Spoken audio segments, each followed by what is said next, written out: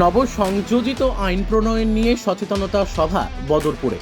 আজ থেকে শুরু হচ্ছে ভারতবর্ষের নতুন আইন বিএনএস ও বিএসএ, অর্থাৎ ভারতীয় ন্যায় সংহিতা, ভারতীয় ন্যায় সুরক্ষা সংহিতা, ভারতীয় সুরক্ষা অধিনিয়ম।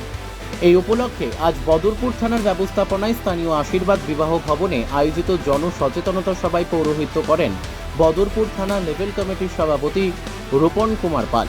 বদরপুর থানার ওসি ইন্সপেক্টর সোমেশ্বর কালোয়ার সভার শুরুতে আমন্ত্রিত অতিথিদের মঞ্চে বরণ করার পালা শেষে সভার উদ্দেশ্যে তুলে ধরেন।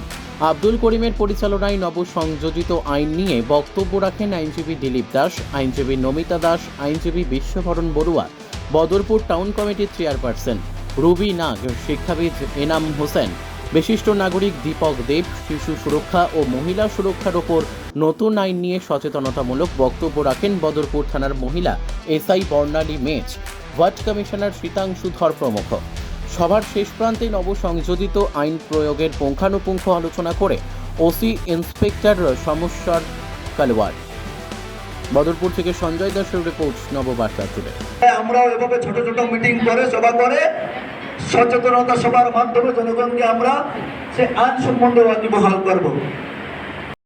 আগতে সেইটো আইপিচি নাছিলে যে যেতিয়া শিশুক আমি কোনো কামত এংগেজ কৰোঁ তেতিয়া পানিছমেণ্টৰ ব্যৱস্থাটো আইপিচিত নাছিলে। বৰ্তমান সেইটো বিএনএছত ইনক্লুড কৰা হৈছে। তাৰপিছত আৰু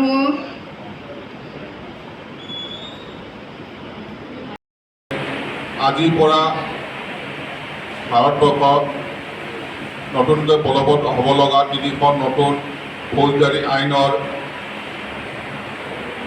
ওপৰত আমি কিছু আলোচনা কৰিব বিচাৰিছোঁ।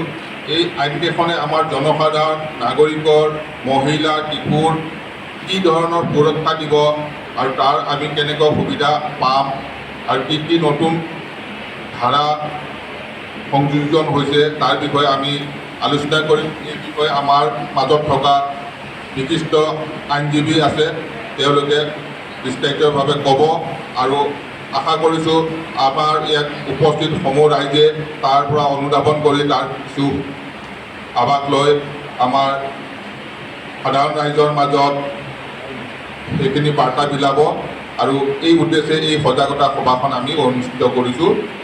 এনেই আজি সভাৰ উদ্দেশ্য ধাৰা আৰু সুবিধা বা কিছুমান প্ৰচিডিঅ'ৰ বা পদ্ধতি সংযোজন কৰা হৈছে। এইটো এনেকুৱা ভাবিব নালাগে যে সম্পূৰ্ণ নতুন। আপোনালোকে জানি লোৱা ভাল।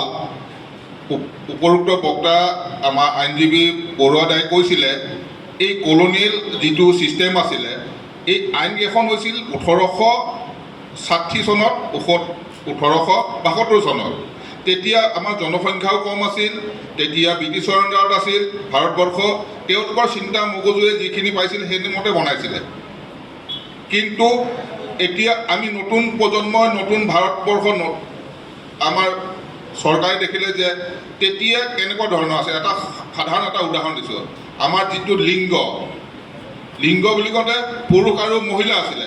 তৃতীয় লিংগ যে আমাৰ সমাজত এটা যে শ্ৰেণী আছে, আমাৰে সমাজৰ এটা অংগ, সেইটো সেই আইনত উল্লেখ নাছিলে। কিন্তু নতুন আইনে তেওঁলোকৰ আমাৰতো অংগ, আমাৰ